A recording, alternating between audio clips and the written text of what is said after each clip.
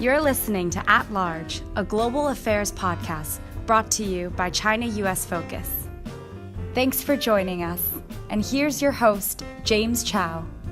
Hello from Singapore, where I am for a couple of days, and even out here in Singapore, which is far enough from China and even further from the United States, you get the impression that the impact that the trade war is having is being felt in all parts of the world. One of the big stories, of course, in the past couple of days has been the launch of the new Apple iPhone over in California. But I think the more important story is how much will the consumer bear in terms of the pressure transferring from this trade tariffs to the consumer prices. The Apple Watch and the AirPods, which are the wireless earphones, could be the first in line to face a price increase, but certainly the iPhone, which is assembled in China, will follow presumably very soon after that. When that begins to happen, I think you're going to see the trade war becoming a mainstream conversation. Right now, I think it's still limited to agriculture, soybeans, to corn, maybe even to manufacturing, to cars, to aircraft. But once you bring it into aspirational first world products like the Apple products, you're going to see a lot more people being brought in, becoming involved, having a say, feeling that they have a say in this evolving debate. I'm going to start off with some news from the US and also from China to frame this episode. But also I want to look at the papers, what they're saying, and then break down the analysis and delve into the psychological shifts towards the trade war that I'm already sensing. Let's start off with Donald Trump, the US president, and hear what he said on board Air Force One a couple of days ago when he spoke to reporters there. And if you listen carefully to what he says and how he expresses those words, it seems to me to demonstrate very clearly that the trade war has become a fully fledged psychological warfare, that it's not only about the numbers, it's now about, well, since we've started this, we're not going to back down. We can't afford to blink first. We can't afford to be seen to be weak. So this is what he said on board Air Force One. We've taxed them $50 billion, that's on technology. Now we've added another $200 billion. And I hate to say this, but behind that, there's another $267 billion ready to go on short notice if I want. Of course, that was going to trigger a response from Beijing, the Commerce Ministry, delivering, I think, a very similar line. I think that what comes out of China tends to be as straightforward, perhaps less emotional, but that could also be a point of cultural reference. Here's what the Commerce Ministry said. If the U.S. ignores the objections of the majority of companies and adopts new tariffs against China, China will have to take countermeasures. China reiterates that dialogue and consultation, rather than a trade war, is the correct way to settle trade frictions. So let's take a look and see what else is happening. I'm going to look at Time Magazine, ABC News, and also CNBC. So why don't we start off with Time. It focused on Mu Yanhui, who is the vice chairman of the China National Association of Grain Economy, very much giving the same line as the Commerce Ministry in Beijing, saying that many people have underestimated the Chinese people. But he also laid out a plan that the Chinese will begin to look to other markets to satisfy its demands. And he pointed to Russia, to Ukraine, to Kazakhstan as potential countries that China would look to enlarge its relationship with in terms of farmers, and also in developing new crop sources and to improve yields. Paul Berg, who's from the US Soybean Export Council, will turn the United States into a warehouse, he said,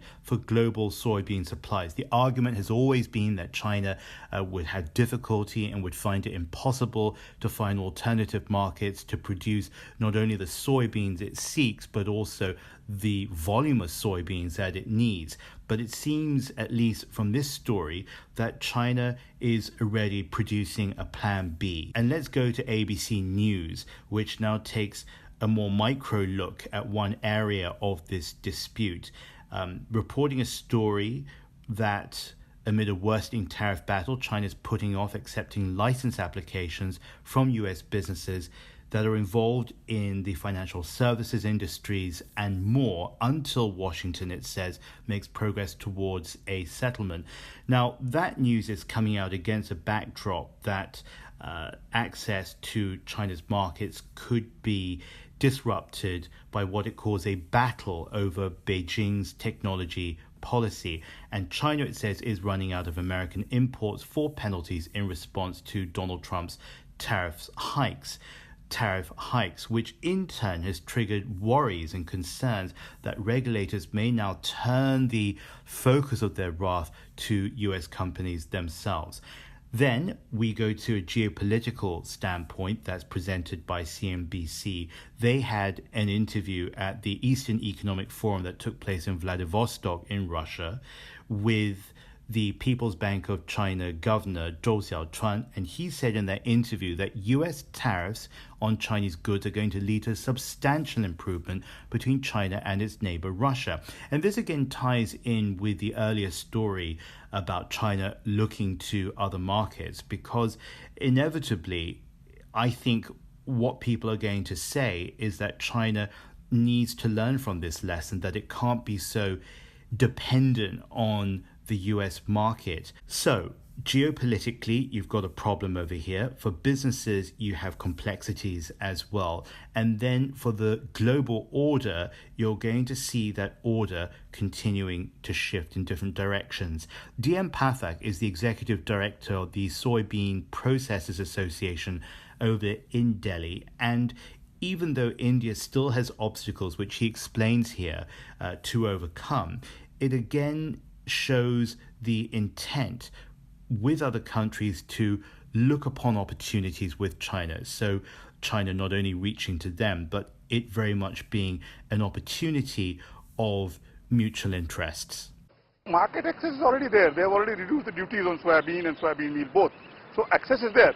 That quarantine ban is the only thing which has to be lifted. Our government has already given all the documents, all the issue dossier to the Chinese government. It is now for the Chinese Plant Protection Department to study those and to agree that there is no problem with soybean meal export from India. Once they lift the ban, we are all on go. This is At Large, your weekly podcast on China, the US, and the world. Keep listening. A couple of episodes ago, I looked at the hearings that were hosted by the United States Trade Representative. Many businesses, most of them American businesses, going to Washington to testify and to tell the USTR, Robert Lighthizer, what their concerns are with regards to the evolving tariffs. We brought to you one of those people, Deborah Hardesty, in that episode, a chemical producer over in New Jersey, an owner of a small business, and she is a key Trump supporter.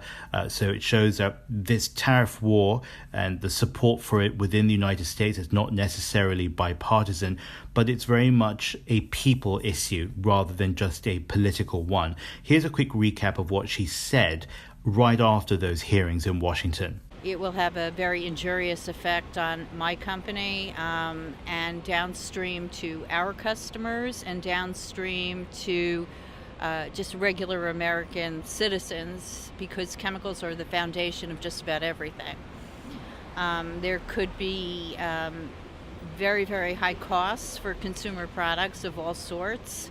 And there could be significant shortages of consumer products of all sorts. Let's link that too now to the question that comes after this. After 6 days of testimony, what's been the reaction from the trade representative and his team? Well, it seems very little. Afshin Molavi is the co-director of the Emerge 85 Lab, which is a joint research initiative between the Johns Hopkins Foreign Policy Institute and the UAE-based Delma Institute. He was in Washington and was asked in this interview, what's happening? We've had all these people and all these businesses congregating over in Washington at the invitation and at the hosting of the USTR. PR. But has anything actually happened from that? And what can we take from that, even if it was a largely non-reaction so far? The early reports indicate that overwhelmingly, businesses were saying, okay, please take this tariff out and please take that tariff out. And this tariff is going to hurt U.S. consumers. It's going to hurt our businesses. And in fact, one of the interesting things is many of those who were making comments were saying the exact opposite of the stereotypical view of low-end manufacturing in China. They were saying, no, these are some pretty high-tech goods that we're importing from China at a reasonable cost that we can't get anywhere else. So it's certainly more complex than it is being painted as by the Trump administration. One of the community reactions has been out over in Iowa, and the impact there is measured in terms of the media coverage.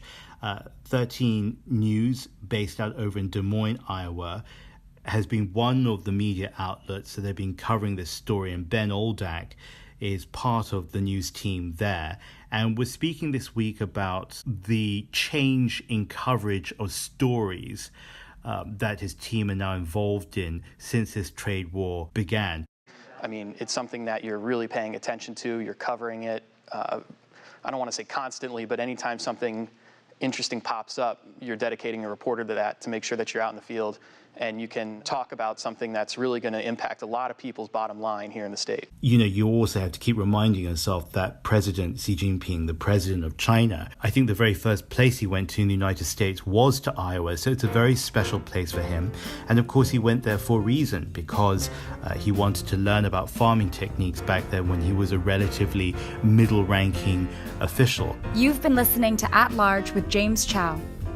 For more episodes, you can go to chinausfocus.com/podcasts. You can also subscribe at Google Play Music, SoundCloud, and more.